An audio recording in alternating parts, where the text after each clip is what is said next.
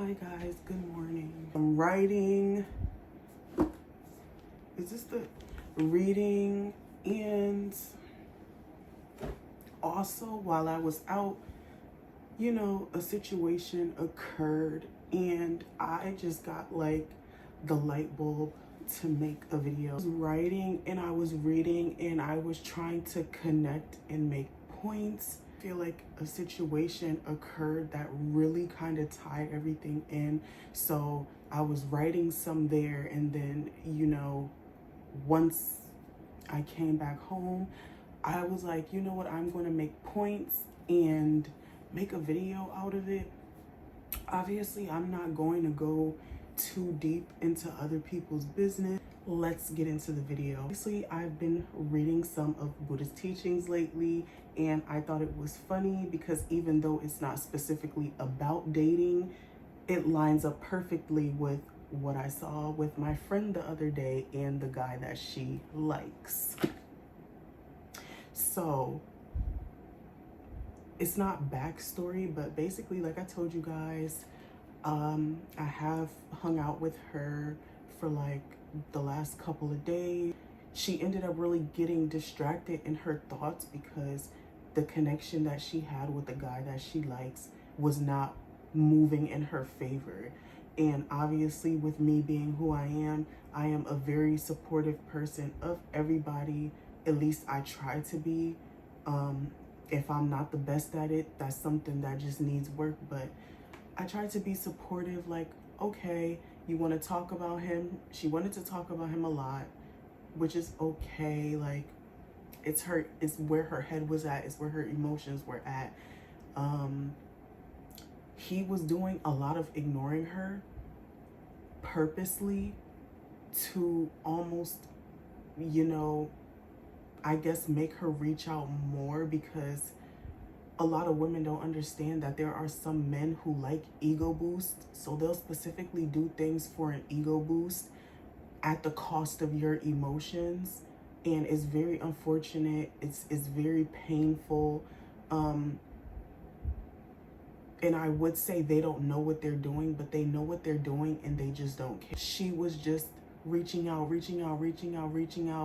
multiple paragraphs, pulling up to his job, his house. Obviously, I'm not going to say any names or anything like that because it's not my, I don't need to do that. But, I could say that her behavior was excessive, but I also understand that there is a lot of suffering in life, especially when you cling to things that don't want you to cling on to them, or things you shouldn't cling on to that, you're trying to force. And it just really opened my eyes that I don't strive to be a woman like that. Like I said, I am a very direct woman about my emotions. I know how to gather my emotions and my thoughts. Maybe I can't say it in the best way all the time, like on the spot, but I know what's there, and I'll let you know what's there so you know my intentions and where my head is at and things like that. But it was almost like he wasn't giving her the opportunity to have real conversations with her and come to terms with, like, what is this? Why is there so much random back and forth? We're good one day and nothing happens, and then you disappear for 2 weeks. Connection that I made to what she was dealing with him, with having to chase, having to beg as the woman. Attachment equals suffering. That's my first point. Buddha teaches that clinging and attachments can lead to suffering. Now, in dating, when you're chasing someone who doesn't chase you back, they know you like them, they know you want them, they know you deeply care for them, love them, like them, whatever, how deep it is, but they don't care to reciprocate that. And they know for something to move smoothly, it needs to be reciprocated, whether it's from the woman or the man. As a man, you shouldn't have to go chasing either. That's what y'all don't understand. Y'all think, oh, I'm a man, I'm supposed to have to chase and beg and message her 4 times before she even is like, okay, maybe I could respond to him. You shouldn't have to beg for someone to want to kiss you, to want to sleep with you. So you're choosing someone that doesn't choose you back. You are attached to the idea of what you want them to be.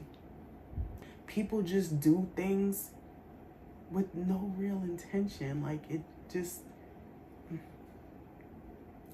it should never be one-sided, or someone having to chase or force someone to think they are of value or worthy of getting the same emotions back. You shouldn't have to voice something 52 times. You shouldn't have to sit up early mornings, late nights, 80 nights and 80 days for someone to be like, wow, this person really does love me and care for me. I love them and care for them too. You have someone who loves you. You have someone who cares for you. You have someone that could easily just like fit in so perfectly to your life. But it's like people almost convince themselves that there's something greater, there's something better, the cards that you were played. And you are never played the wrong cards. That hand was specifically dealt for you. That's no mistake. Now, those mistakes that start to trip up early on, that wasn't supposed to happen. You picked those cards. I had a lust for this. So how could I get this to make sense? How could I get this lusty connection, or this, how could I beg, and how could I could swipe up on every story. I could send 52 messages. Oh, I could spend all my money on her. Maybe she likes men with money. Maybe she, or I could do this, or I could get her. Like I said, as a man, it shouldn't take that either. It shouldn't.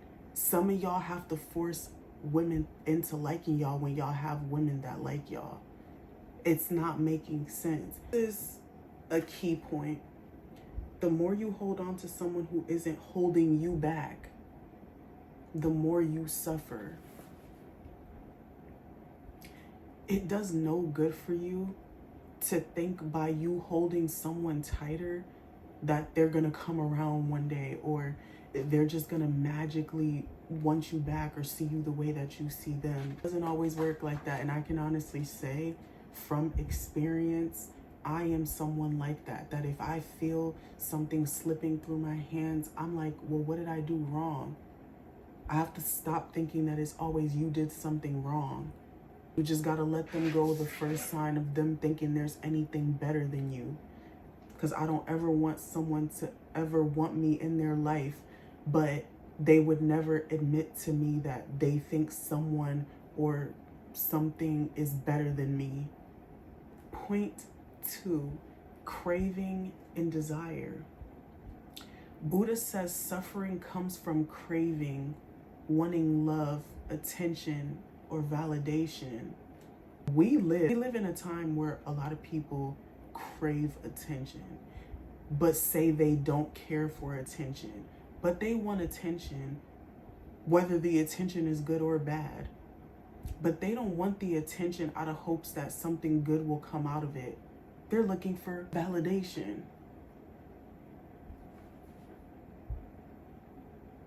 Searching for it, begging for it, chasing for it, it does not exist.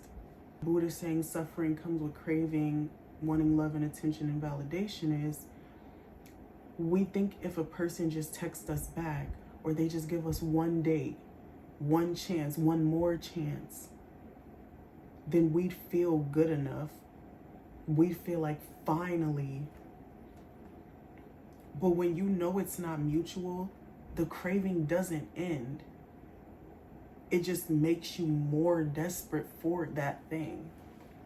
So y'all know those people who try to pursue people, but it's extremely evident that like y'all are not supposed to be a thing. Like I said, we believe one text, one date, a chance, we would finally feel like it's finally good enough. But it's not good enough, because you could get that text, that hangout, that whatever, and still feel like But do they want me for real? Does anything come from this? Is it more than just us catching a vibe? Was it more than just a hangout? Well, maybe I should try harder, because it seems like their mind is not in the same place that my mind is at. And I know that it could be unfortunate. I'm somebody who's well aware of, being in scenarios that feel really, really unfortunate. And it's like, damn. Some people's hearts are in some things more than others. So it's really different for everybody, and it really depends on different situations, to be honest. But for the most part, when you want people to be at the same level of things as you, but you know that they're not really into it how you are, it could feel discouraging, but it feeling discouraging makes you want to keep trying. Like, what happened was, my friend craved a response from this guy. She kept texting him, she kept calling him. Every time we got in the car, she went to pull up on him. And I'm just like, if you're gonna talk to him, go talk to him.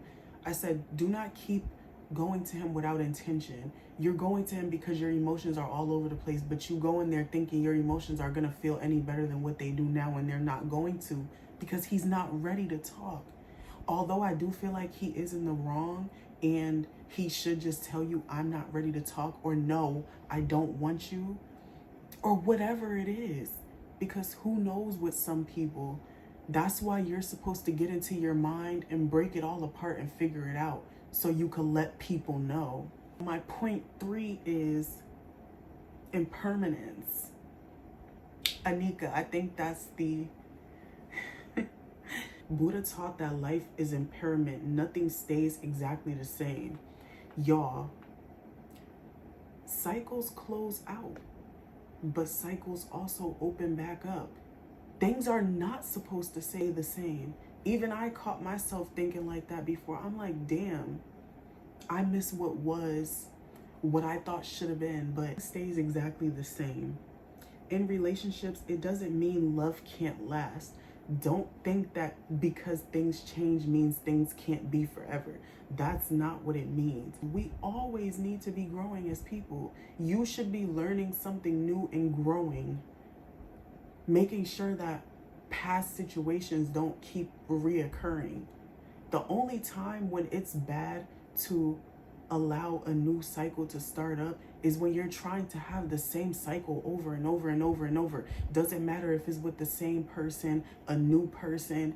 If you're not growing and changing, no connection will ever be successful. And you wonder why, damn, I haven't had not one successful connection. Themselves to keep making the same mistakes over and over and over, acting like that's just the way of life. We just supposed to allow, this to happen and that to happen, and then just see where things magically go. No, you have to work at everything in life. Nothing is just handed to you. Like I said, you could be dealt a hand of cards, but that don't mean you not doing nothing with those cards. You still gotta work with those cards. Y'all know people who do magic. Do you think them cards just do what they gotta do? No person holding the cards is making the moves. So based on the moves that you're choosing is how the cards are gonna, that's how you're making the cards work. Bad choices, enabling bad habits, doing shit you know you shouldn't be doing, but you're making excuses for yourself. Lasting love requires constant change, effort, and renewal. To say to my friend, people can go, people can come, things can resurface. Is that going to be for everybody? No. But you need to pay attention to who it does happen with or for. That's no mistake.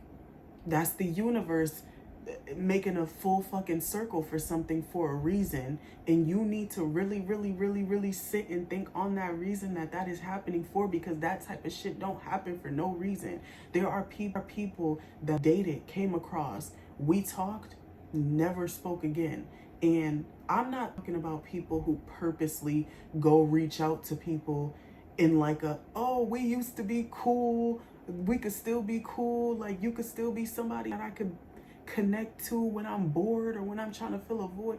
We're not talking about people like that. We're talking about when you're mutually getting signals, find your way back to people. You got to work on your urges and things like that. that means you might have a lustful problem. Allow cycles to close out so new ones can begin and be even greater, but only if you equally want it. So with her situation with her man, it wasn't the best. I truly don't know if they connect. I told her that's her business. That was your connection. Only you would know your connection and how deep it went with somebody. But allow it to close, so if it's brought back to you, you could do it right the next time. She's like, oh, I made this mistake, I made this mistake. Okay. But him to make a full circle and you still mistreat him and do things wrong, or he does things wrong with you again, you're fucked up. You're fucking up what was supposed to be. The strongest couples who stay together forever only make it because they keep adapting to each other, working and choosing each other through every season. You cannot choose your person sometimes. Oh, I'm in the mood for you now. Now we could try. I'm in the mood for you. Or now I ran through every other girl. Now I could really give you my all.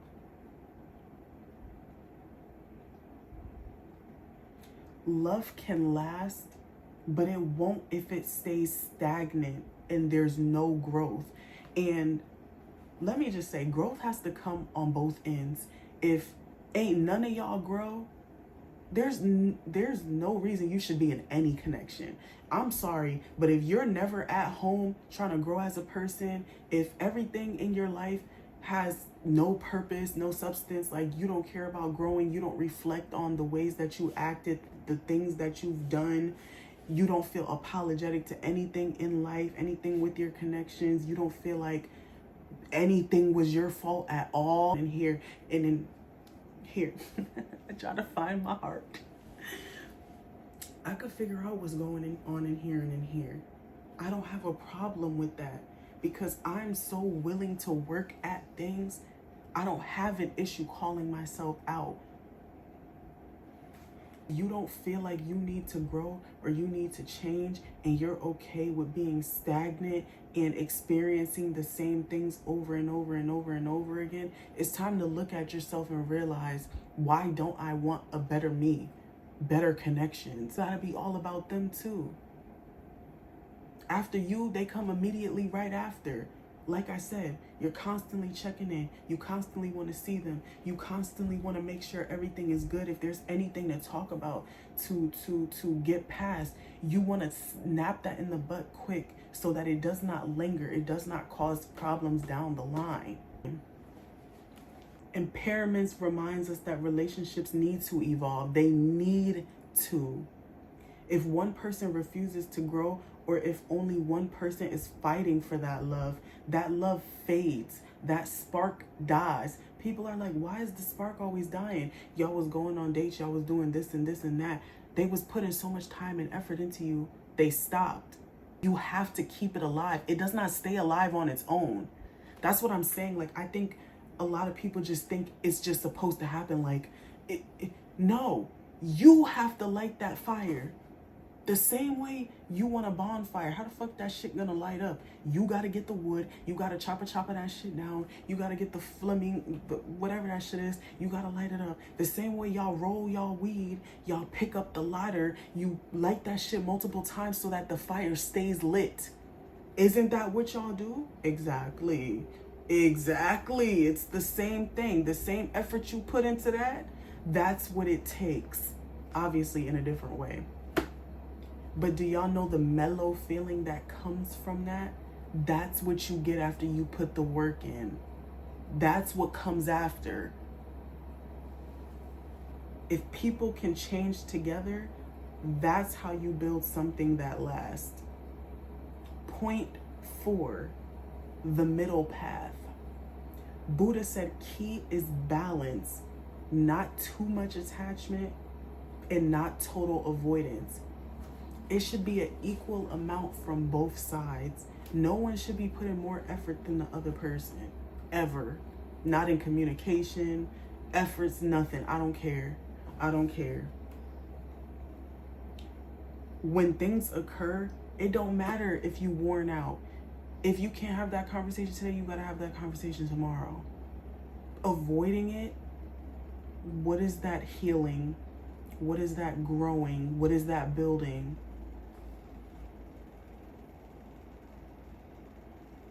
Stagnancy.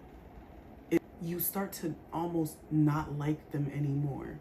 But it's not that you don't like them anymore. You stopped working with them. You stopped pulling them in like they were something to work with, and you just allowed it to be. Whether it's falling apart, it's turning stale, that's not working at it. The connection to what the Buddha said to modern dating is, in relationships, that means meeting in the middle, common ground. If one person is doing all the chasing, begging, communicating, proving, and the other person is constantly breadcrumbing or weighing their other options, it's not a balanced connection, and it's a suffering connection. People are constantly trying to talk to multiple people at once. People say it's a thing of being single. You just talk to multiple people. You just do this, you just do that. I think y'all forced yourselves into believing that.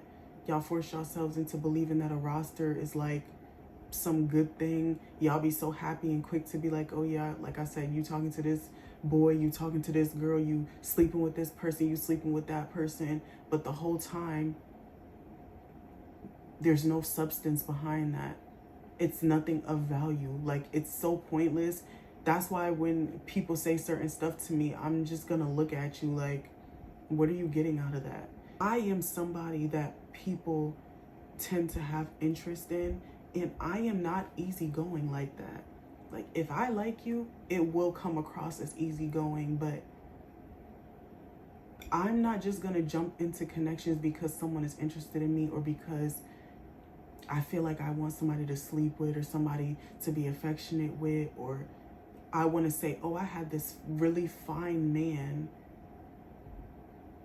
Like, I don't, and I feel like when you're someone who has options, you're not jumping at the thought of them because it's normal for you. It's normal for people to be attracted to you. It's normal for people to have interest in you, but you know that majority of the time it means nothing. I feel like the only people that get really, really happy about that are people that aren't used to people liking them. They'll try to probably act like people be liking them, but in reality, people don't be liking them romantically. Aren't real connections. They aren't romantic connections. Y'all just doing shit. Y'all literally just doing shit that doesn't even add up to anything. So it's like, you're happy about that? To the main reflection. If someone doesn't choose you, that's already your answer. And it hurts bad. Over the last 2 days, I really just realized I'm not choosing someone who doesn't choose me. I don't have a want for that anymore from anybody, to be honest. Many other women, we all deal with the same thing. You know, people think grass is greener on the other side of you. They're very quick to replace you, very quick of thinking like you're not the one. You know, they can't see themselves with you, and that's fine. But a lot of the time, the grass is not greener where you're not at because you were watering that grass. We shouldn't need to beg or over communicate or chase or force someone to see your worth. Real love should feel mutual, even if it didn't come into love yet. Even if it's just liking someone should feel mutual.